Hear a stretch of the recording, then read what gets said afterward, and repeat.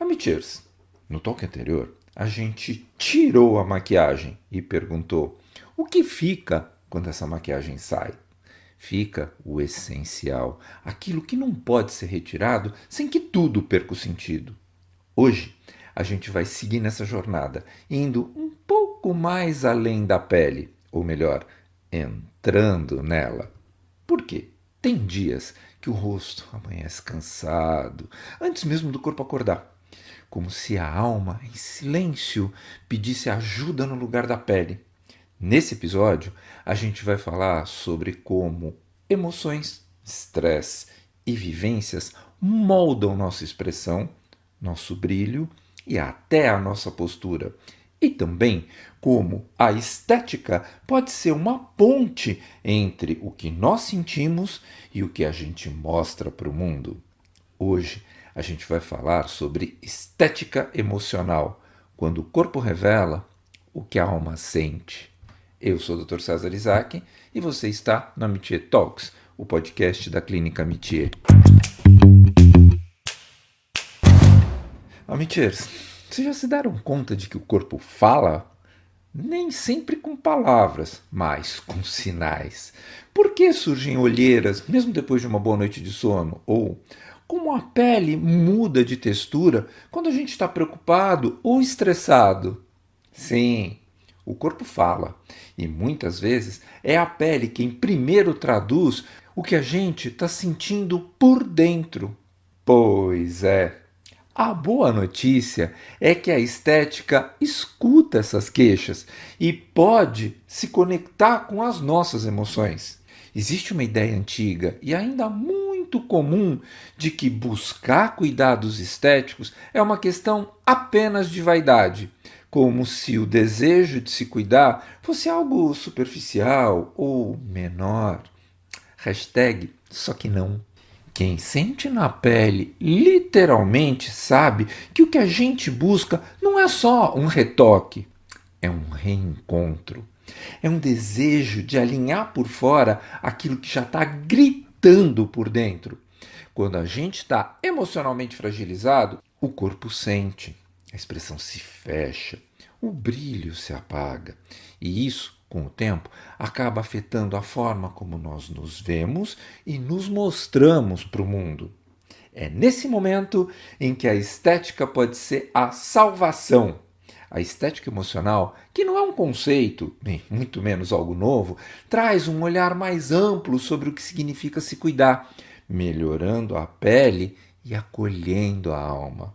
Vamos fazer um teste? Pense, por um instante, numa fase da sua vida em que você estava emocionalmente super bem.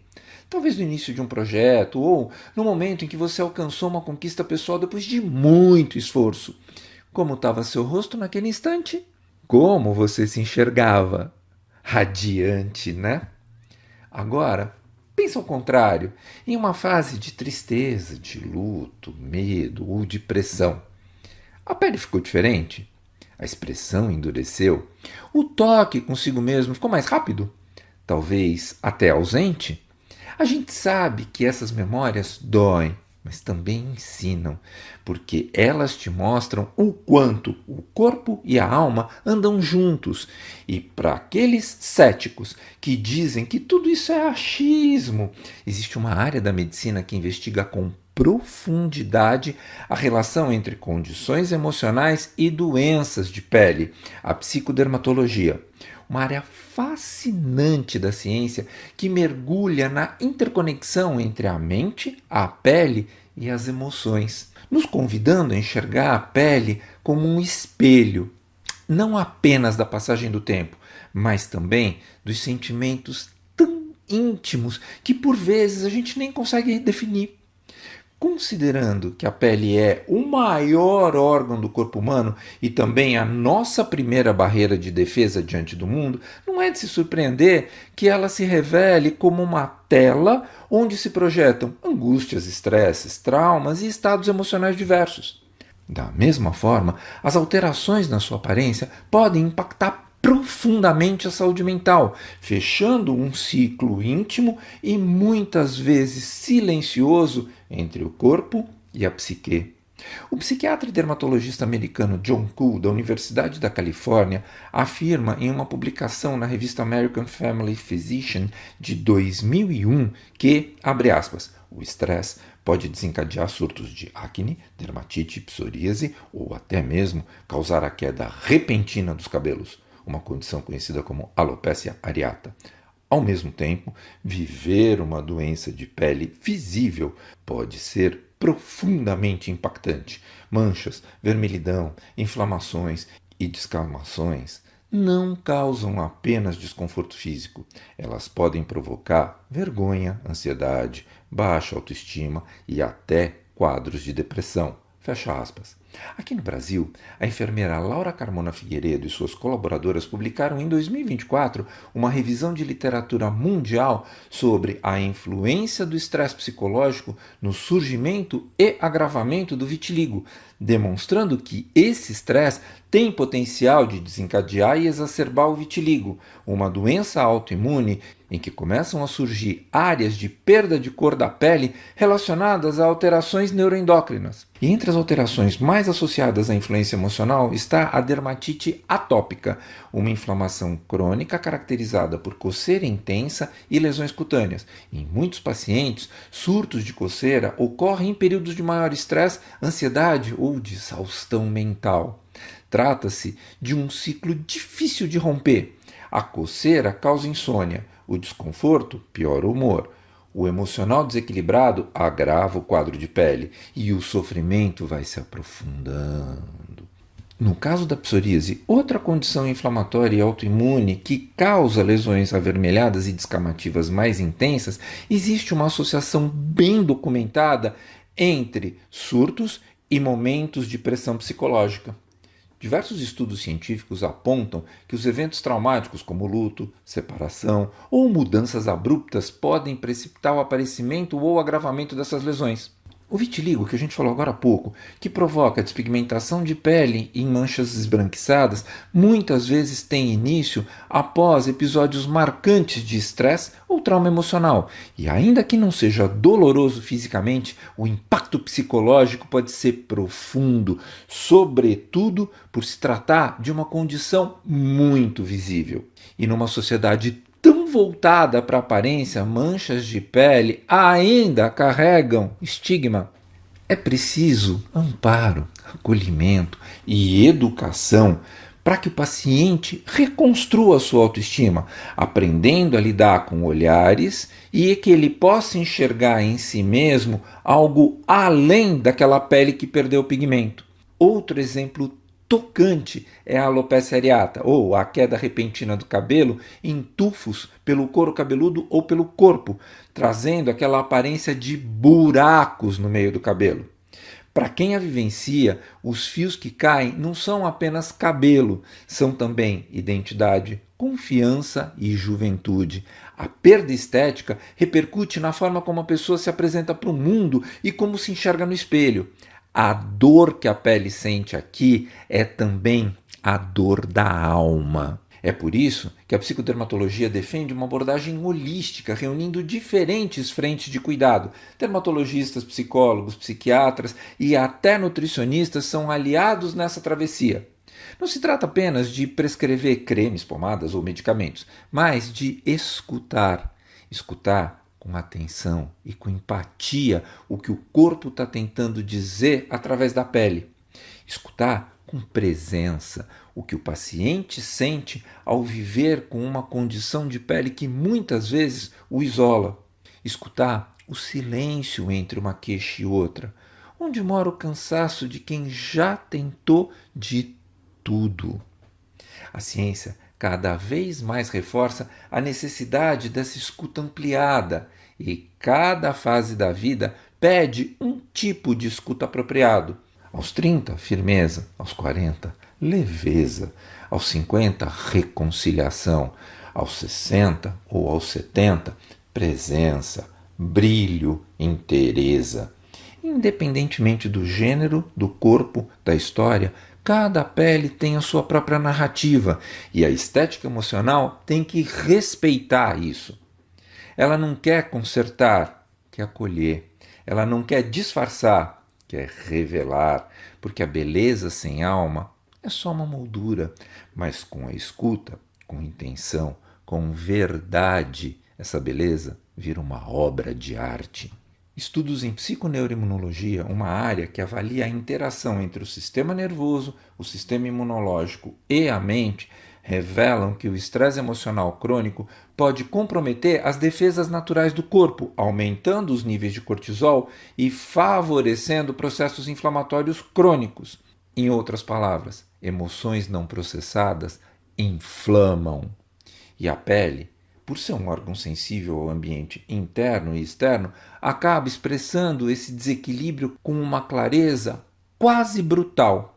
Nesse contexto, o cuidado com a pele deixa de ser um gesto puramente estético para se tornar um ato terapêutico.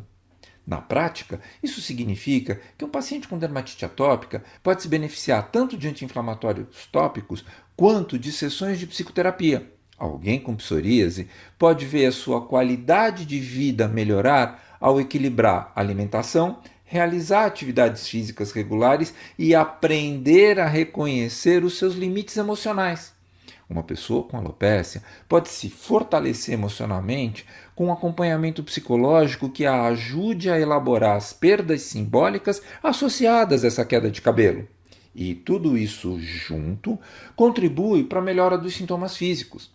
Aplicar um creme, respeitar uma rotina de skincare, buscar um procedimento para melhorar a textura ou a uniformidade da pele pode sim ser um gesto de carinho e não de vaidade. É um jeito de você se reencontrar, de se tocar com delicadeza, de reconstruir fronteiras internas que andavam rompidas. Claro que o tratamento clínico é essencial, mas o acolhimento dentro de uma abordagem integrativa que leva em conta o histórico de vida, o contexto emocional, os gatilhos de estresse e o estilo de vida da pessoa ganha uma potência transformadora. Mais do que nunca, é preciso que profissionais de saúde e pacientes estejam conscientes dessa ponte entre pele e emoção. A psicodermatologia amplia o olhar sobre o que está acontecendo. Ela ensina que cada pele carrega uma história e que por trás de cada lesão, coceira ou mancha há alguém buscando compreender o que falta e o que transborda. E nesse talk, ao falar de estética emocional, a gente não está apenas discutindo ciência, a gente está propondo reencontro. Um reencontro com o toque, com o cuidado, com a escuta interior. Quando nós tratamos a pele com respeito, quando nós olhamos para ela com mais compaixão e menos julgamento, a gente cria um espaço de cura. E talvez, ao final dessa conversa, fique mais claro que a beleza verdadeira começa quando a gente entende que muitas vezes a pele não adoece sozinha, ela apenas revela aquilo que a alma ainda não conseguiu dizer. E a estética emocional respeita isso, porque vocês se lembram, né? Beleza sem acolhimento é só uma moldura. Amichers, hoje a gente falou sobre emoção, sobre escuta, sobre o corpo com a sua linguagem, sobre beleza que nasce de dentro e que se revela para fora. Na próxima semana, a gente vai seguir nossa temporada com um tema que toca a todo mundo: o tempo. Esse senhor silencioso que tantos tentam combater, mas que, quando abraçado, pode revelar a nossa maior elegância. Tempo, que tantas vezes é visto como um vilão, mas que pode ser um aliado. Vamos refletir sobre a elegância de envelhecer e como viver com presença pode ser mais potente do que a luta contra os anos. Amichers, e até lá, cuidem bem da sua pele, com afeto, com tempo, com alma.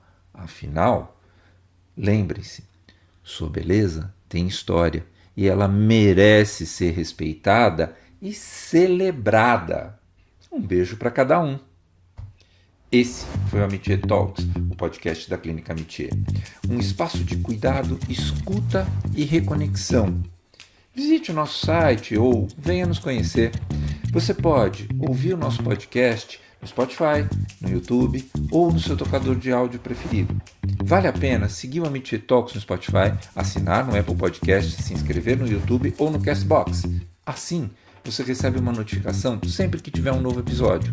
Nosso podcast tem produção geral e edição de Mila Bessa, direção de Fernando Dourado. Se você quiser comentar, fazer sugestões ou participar dos nossos talks, entre em contato conosco pelas redes sociais e não deixem de avaliar nosso podcast nas plataformas de áudio. Engaja com a gente, você pode nos dar um joinha no YouTube ou estrelinhas no Spotify. Isso é muito importante. Eu sou o Dr. César Isaac e fico por aqui até o nosso próximo encontro.